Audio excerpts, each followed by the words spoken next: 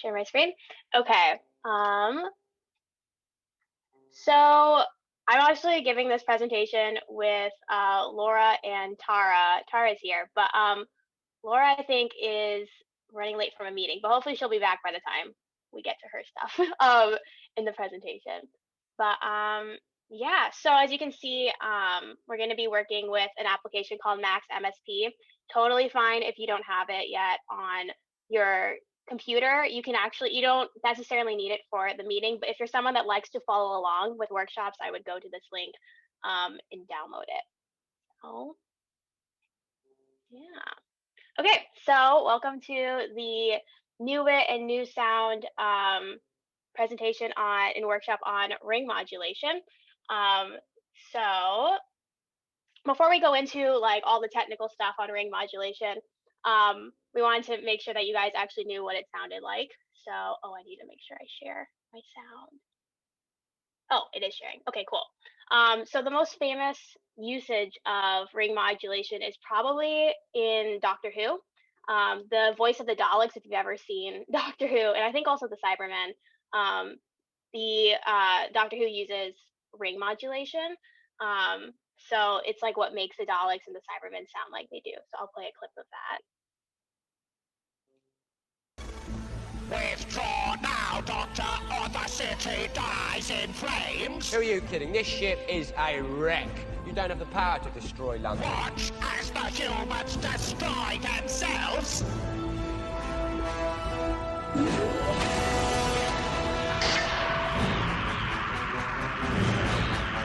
Turn those lights off now. Turn London off, or I swear I will use the TARDIS self-destruct. Stalemate, Doctor. Leave us and return to Earth. Oh, that's it. That's your great victory. You leave. Extinction is not an option. Withdraw now. Okay, so if you want to know how it ends, you're gonna have to watch Doctor Who yourself.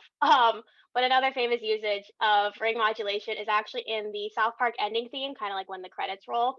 I've actually never seen South Park, but I know it's really popular, so I decided to put it in here.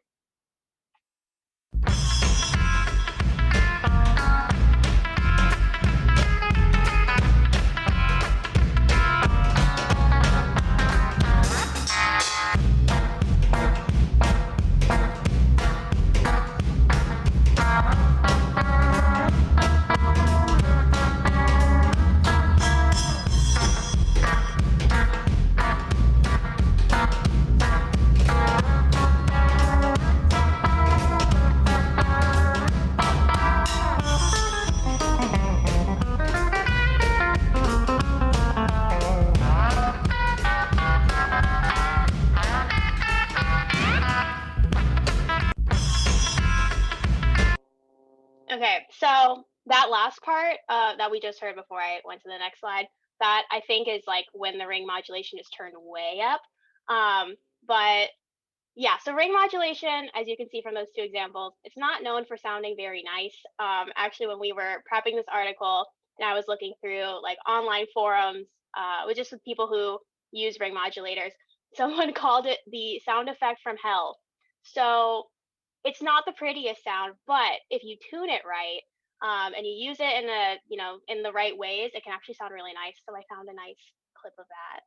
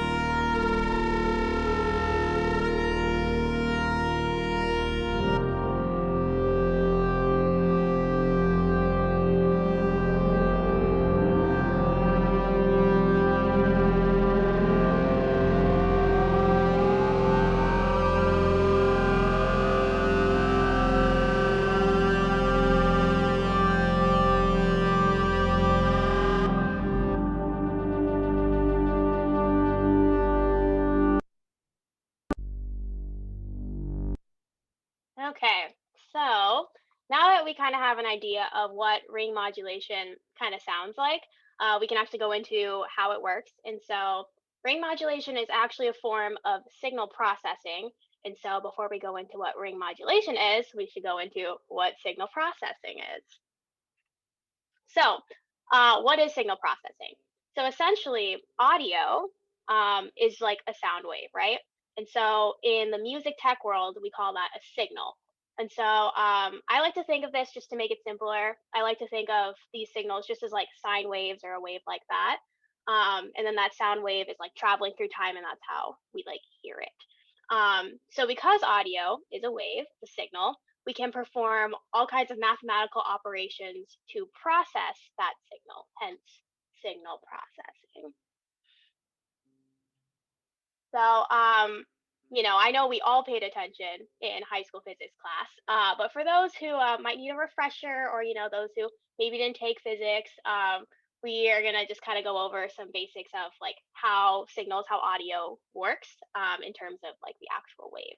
So the amplitude of a wave, which is like how tall it is, determines the volume of a sound. So like how loud it is or how soft it is. And then the frequency of a wave is how fast it's moving. So if you look at that vertical line that I put in the picture, it's sort of like how fast that wave is moving past that line. So the frequency of a wave determines the pitch. So like the higher the frequency, the like more high pitched something will sound, and then the lower the frequency, the more low pitched a sound will sound. So now we're going to go into actually like ring modulation itself. So it's actually a fairly simple form of signal processing. It's essentially multiplying two signals, so multiplying two sound waves together. So each of these signals has a special name. So the carrier signal is the original signal or the original sound. And it's the sound that we want to affect. So in the case of the Daleks, the first example, this is the signal of like the voice actor talking without any distortion or anything on top of it. And then the modulator is the signal that alters the carrier. So this is usually a pretty simple wave, like a sine wave, so that when they're multiplied, the wave will still maintain like the quality of that original sound. Because if you have two like complex waves and you like multiply them, it just becomes all like indecipherable. But if you take like a complex wave like someone talking and a simple wave like a sine wave and you multiply them, it'll still like maintain that quality of the carrier or like the person talking. So yeah, you multiply those together, it creates a more complex waveform, and you have ring modulation. And so I think Laura is going to go into kind of more about what we actually hear. So maybe you should like introduce yourself. I can do that. So for all the NUWIT people, my name's Laura. I'm from NUSound, the president, and I'm just going to go ahead and keep going. So if anybody has questions, just let me know. So ring modulation is a kind of amplitude modulation.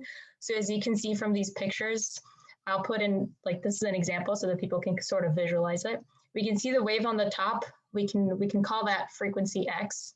So it's a wave that's moving at a very, very like slow pace, right? Because frequency is like the number of up and down cycles that the wave's doing over time. If you have this first wave at like frequency X and your second wave going 12 times that frequency, so it's higher in pitch, when they're multiplied together, what you're going to get is the same frequency as your second wave, but it's going to modulate the amplitude at the rate of the first wave. So in terms of like the multiplication of these waves, that's exactly this complex wave at the bottom. As you can see, that's exactly what it looks like. So it's just going to be changing how much the amplitude is going over time. So it's going from like low amplitude to high to low, etc. And then if we go to the next slide. So sonically though, what happens when you multiply two sinusoidal waves together? So this is the trigonometry part. I'm putting this in. This isn't like an NUSound thing. This is more of like, because I trust that the NUWIT people are more sort of interested in the mathy part of it. But when you're multiplying two sine waves together, or a sine and a cosine, what you're going to get is a wave. That complex wave is equivalent to two sine waves or cosine, two sinusoidal waves that are going to have frequencies like first frequency, so A plus B and A minus B, if that makes sense. So if you have sine waves of frequencies A and B multiplied together, you're going to have two waves that are frequencies A plus B and A minus B that are going to be actually sounding. So your result from the ring modulation looks like the picture from before, where you have like that amplitude modulating, but sonically, you can actually hear it as two different frequencies because of this trigonometric property. So that's why it sounds kind of, you get sort of more than one note out of ring modulation. It's because of this, because you're producing two sinusoidal waves out of your multiplication. You can go to the next slide. So these are what musicians who are not mathematicians called. They call them sidebands. So they're the sum and difference tones that are produced when you're multiplying the two waves. So if we say that our carrier has frequency X and our modulator has frequency 12X, then your sum frequency is going to be 13X and your difference frequency is going to be negative 11X, which is equivalent to 11X. So you're just going to hear these two frequencies out of your ring modulation. And that's the kind of like cool sound you hear. So we don't have to watch this video, or maybe we could, but this is just sort of goes into Star Wars sound effects and kind of explains it in other terms. We can probably go into like the first minute or two. Yeah, go for it.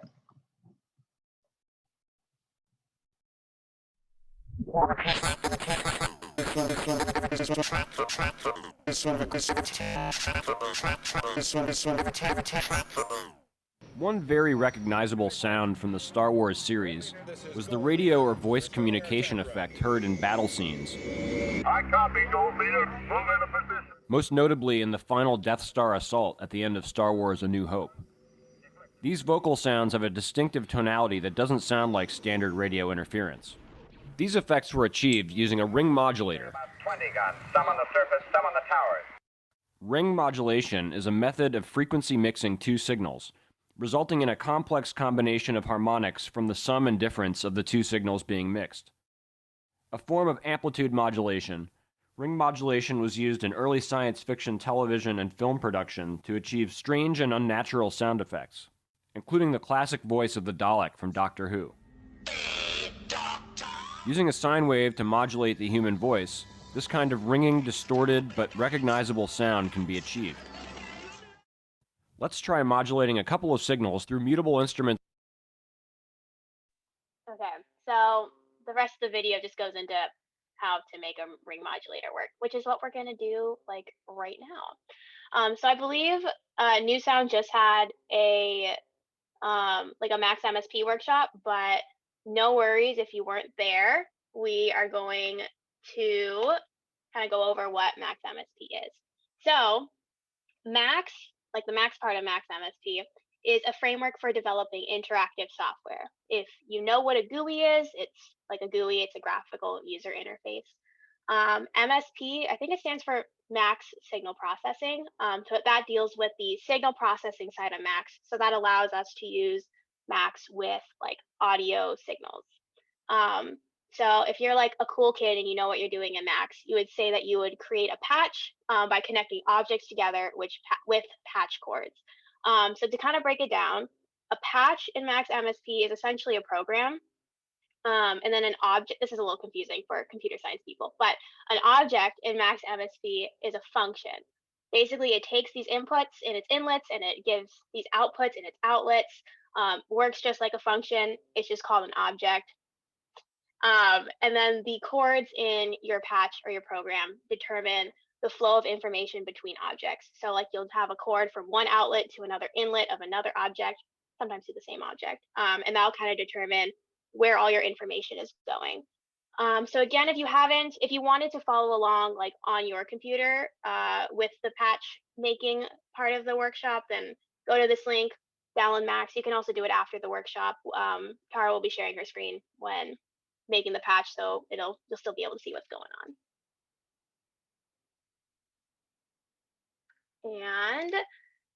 And there we go. So this is sort of what a patch will look like in Max MSP. So you'll see, first thing, bottom left-hand corner, you'll see this like lock or this unlock symbol. and that indicates what mode you're in. So Max MSP has these two modes. One is for editing and one's for listening. So if it's locked, that's for like listening and interacting with your patch. It's sort of like using it like from the user side. And then if it's unlocked, then that means you can edit the patch, and that means you can like drag things around, edit it, stuff like that. So if you're having some issues with like editing and testing your patch, check that button first. So next we have objects, and so you can make a new object with that button kind of circled at the top left corner. So the objects are all these like box looking things in Max MSP, and you can kind of see that they all have these inlets and these outlets, and then they're all connected together with patch cords. And so Max does this nice thing automatically where if your patch cord is like using audio or like a signal, then it'll make it dotted. It'll be a dotted line and it'll be yellow. So that just kind of helps you figure out like what's going on. And then like normal, regular like values are sent through those like gray patch cords. So this looks kind of like a tree, if for those who are in computer science and work with trees a lot. So in terms of like the flow of information, Max starts at like the top of the program and works its way down. And then if two things are at like the same level, then it goes right to left. So that's sort of like the order of operations for everything in Max.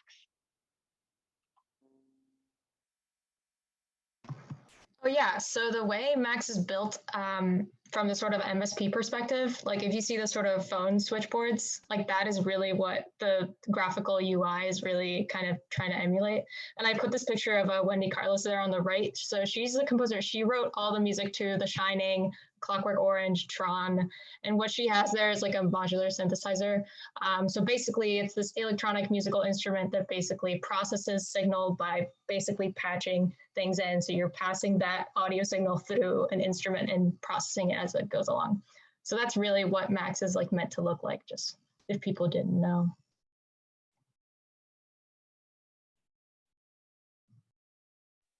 Cool. So I think Tara, this is your moment to shine. My moment. Oh wow.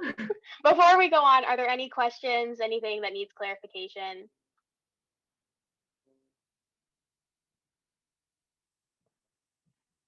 Okay, so now we're gonna get into making a simple ring modulator ourselves.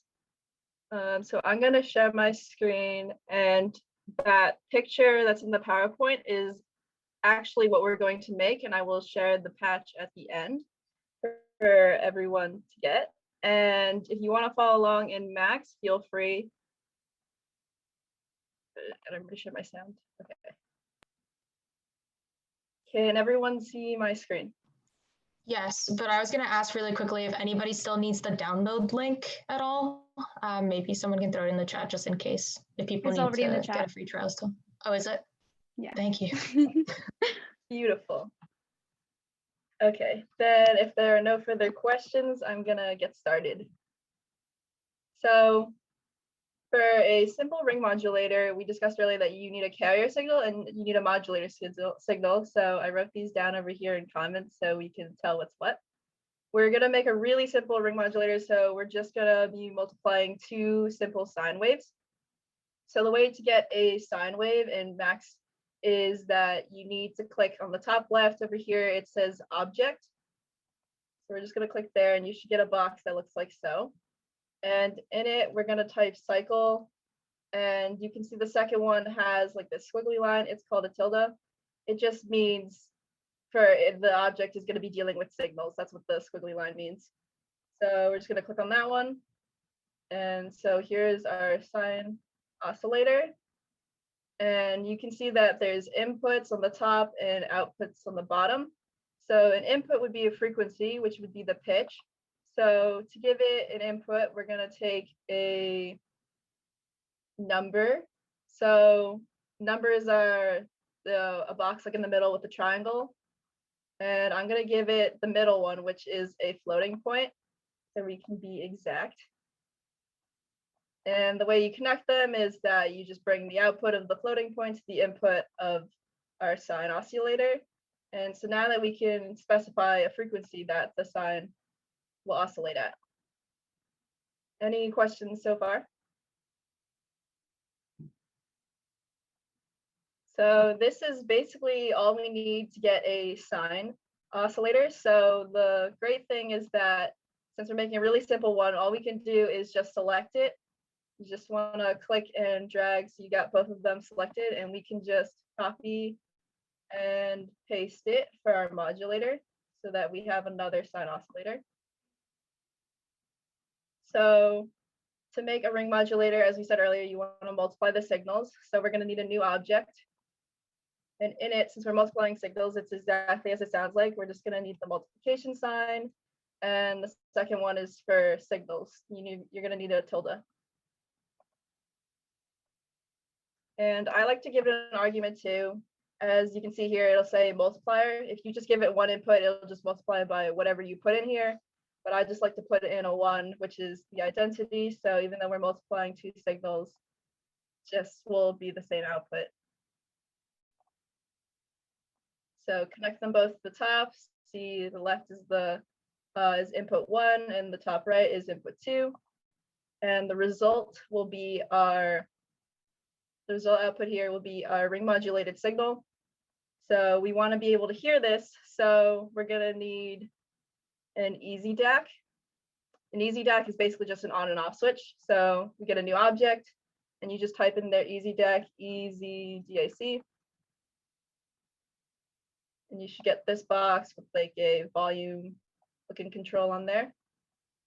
But so we don't hurt our ears, we're also going to put a volume control. So another object, and it's called a gain.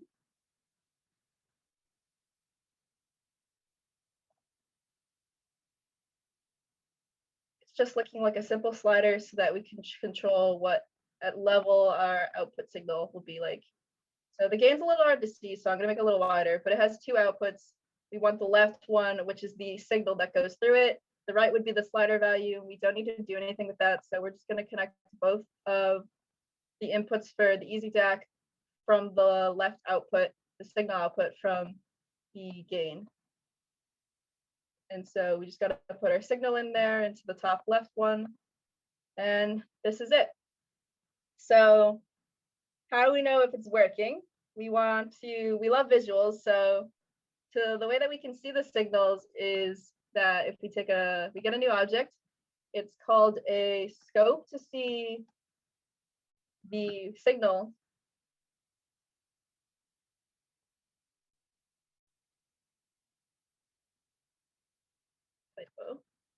Okay, so we got a scope to see our signals. So out of each of our sine oscillators, we can put a scope.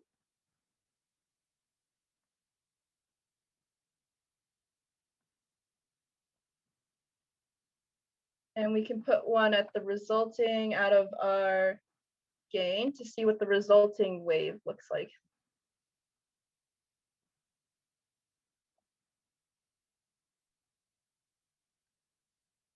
Tara, what's the gain again? Is it the volume? Yeah, it's the thing? volume control. So it just looks like a simple slider. I can click on it like this and it'll just control at what level we hear it, so we don't like blow our eardrums out.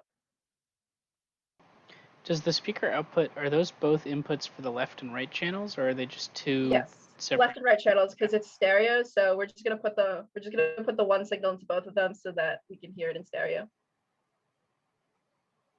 All right, so and needed one more scope for our resulting signal.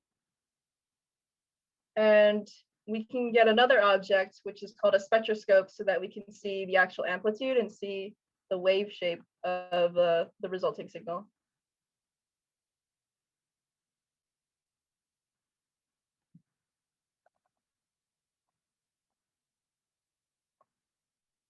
Connect that also from the output of the gain. And this is it. So now let's test it out. The way Wait, sorry. Sorry, Tara. What's the name of the object for pitch again? For what? Pitch, like your frequency. Number That guy. box. Is that a number? Yeah, it's just we're just having a number box here. So at the top, there should be the one with the triangle, like at the top where you make a new object. There's one that has a triangle in it, and the one that has a triangle in it is for numbers. You can choose an integer or a floating point. It doesn't really matter for the purpose of this this. drop-down menu over here. The first one is an integer, the second one's a floating point. It doesn't matter, but I use the floating point. So that's how we're going to specify the frequency. So the top one is just a number, and then cycle is the block that transforms it into a wave of frequency of that integer. Yes, that is correct. Okay, cool. Okay, so anyone have any other questions? If not, then we can test it out. So right now we were in editing mode with an unlocked screen. So we have to lock our screen so that I can't move these things around when I'm clicking stuff. So to lock the screen, bottom left corner, right now it looks unlocked. If I click it, it looks like it's locked. So, and if I try clicking on stuff, I can't move anything now. And that's how you know you're in the right mode. So first thing we're going to need to do is that for a carrier signal, we need to give it a frequency or a pitch. So does anyone want to volunteer a number? And someone read it out for me because I can't see the chat. So just for reference, our hearing range is between like 20 and like, what is it, like 20,000 hertz? Yeah, 20 to It's just for 20,000. reference. So that's the unit of measurement, which is hertz. Go for it, Coop. What about 808? 808, solid number. All right, and I'm just gonna set our modulator at first to 1 and see that what that here is like, what sounds like. And this is our on and off switch, the easy deck. So now I have to click it. And can we hear that? Nice. So right now it kind of sounds like a pulse because as was discussed earlier, what you're hearing are the sidebands. So that's just the carrier plus the modulator.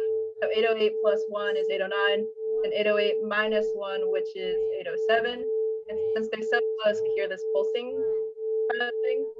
So if we raise it, this is what it'll sound like. Oh wait, you should turn down your volume a bit if you're gonna be talking because it's starting to mess with your voice.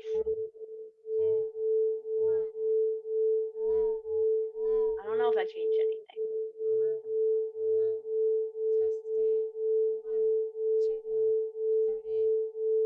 One second.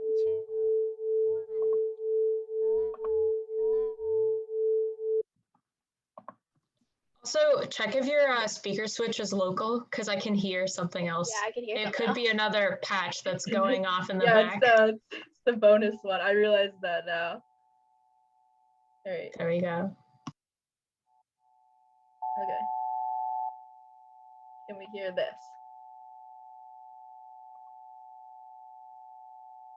Okay, so this is the pulsing from originally. And if we raise it to something like 100, we won't hear a pulse anymore, but you can hear some modulated sine wave.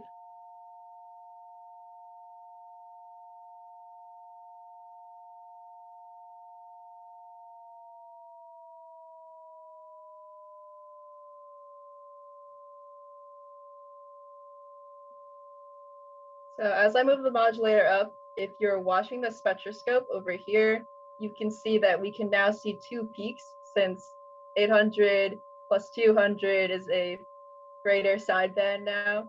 We have a larger distance between the two peaks.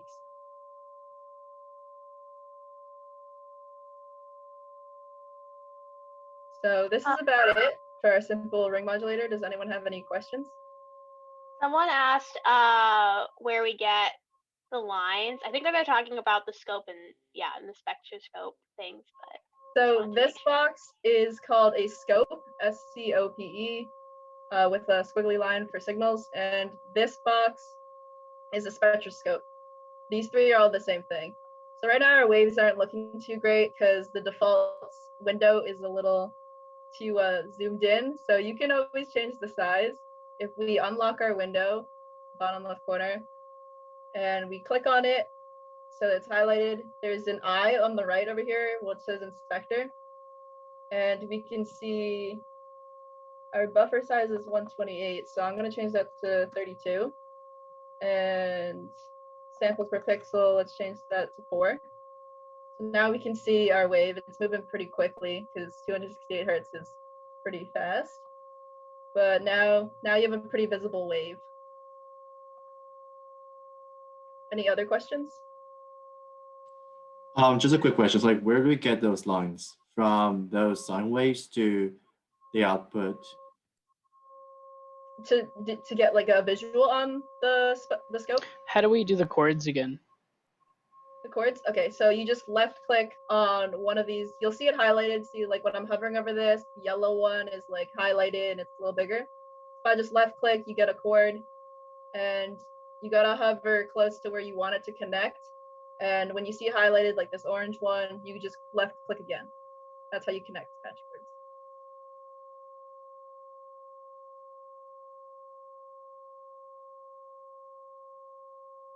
Any other questions?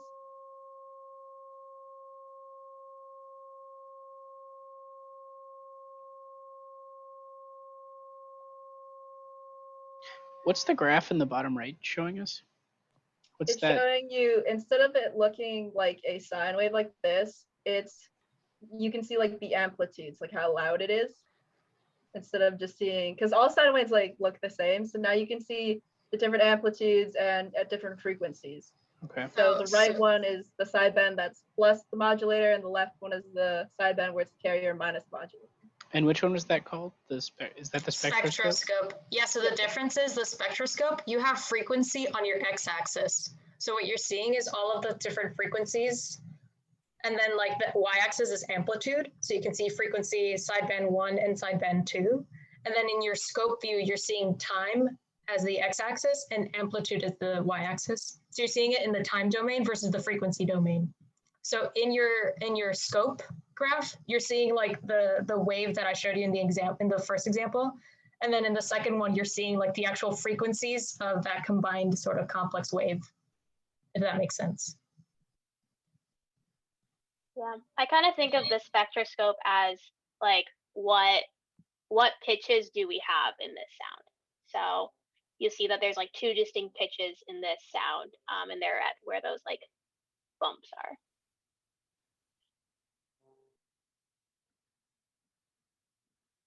So if there are no other questions, we have a little surprise. This is only the base of what ring modulation can be used for, as seen with knowing that ring modulation is used to make the voices of dialects and Think Cyberventu and the South Park theme. So I'm just going to bring up. Okay, here's a patch that I made. It's color coded so we can see. Trying to figure out how to zoom in.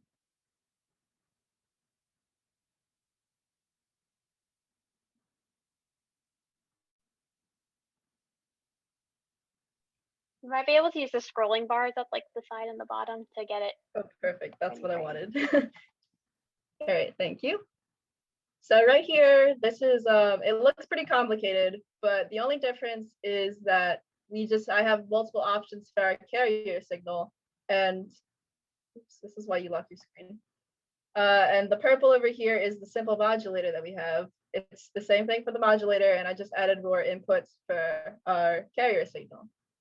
So first thing that we can listen to is, oh, remember to lock your screen, bottom left. So we have a menu over here. Sadly, the menu is showing up on my other screen. I don't know how to fix that.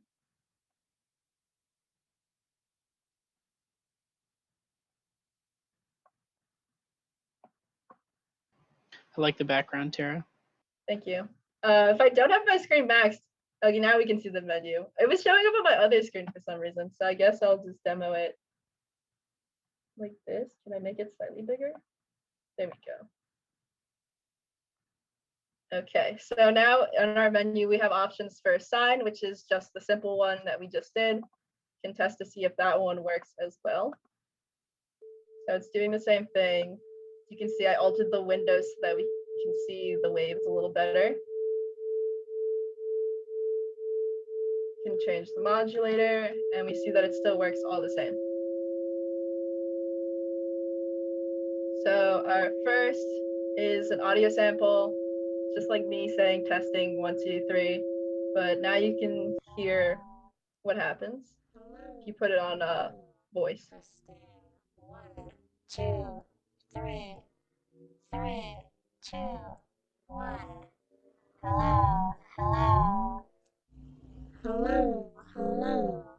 Testing. 1, 2, 3. 3, 2, 1. Hello, hello. And so since we're altering it, you can make it sound really trippy and alter the modulator like while something is playing. 3, 2, 1. Hello, hello. Hello, hello. Testing. 1, 2, 3. And then so we can see also what happens on a sound. So next we have a sample of just a simple guitar track.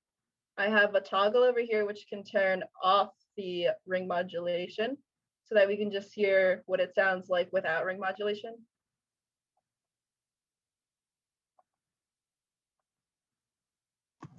The sample isn't playing, Tara, I think. Oh, okay, that's fine. I'll just play on all of them so I don't forget. Got a nice slow jam on the guitar. Sounds pretty nice. And then with ring modulation, it's going to sound completely different.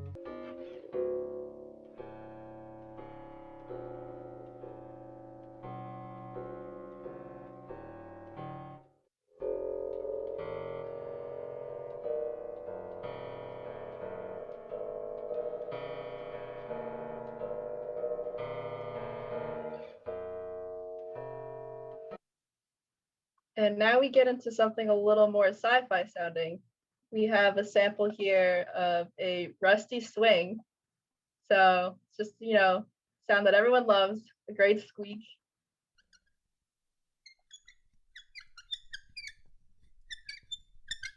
And with ring modulation, I'm gonna start it off as like 100. You can tell like it doesn't actually sound too bad then, like nothing too drastically changed. But then if I change it to a really high frequency, as someone described earlier when I demoed it elsewhere, it kind of sounds like aliens kind of communicating.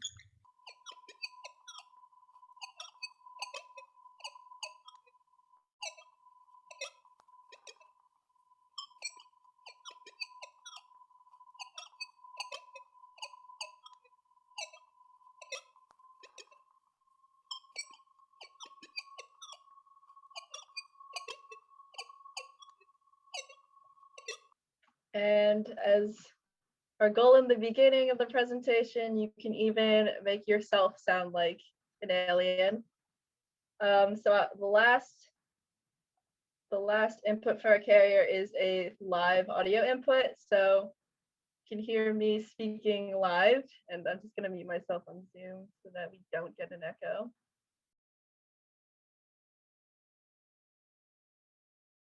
Hello, can everyone hear me? This is me without ring modulation. Okay, so now if we turn it on, well, first I'm going to turn the ring modulation back down. We turn it on. This is what I sound like now. Hello, hello. NUSound and NUWIT. This is me as an alien. I can make it higher, and I'll get a higher frequency voice mixed with a lower frequency.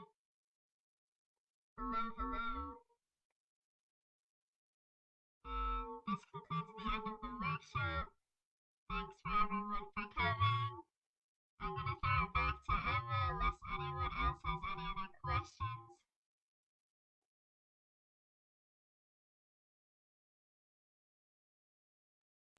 Question, Tara, are you going to answer questions in the voice? I can if you want me to. Yeah. Coop, do you have a question for Tara? I wasn't sure if I should save my question. Should I ask my question? This is the end. The only thing left is our QR codes. So okay, I have a question for both Tara and Emma. I will post the patches in the chat too. Awesome. I have a question for both Tara and Emma. How are your days? How was your day today? That's awful. Please come to a meeting.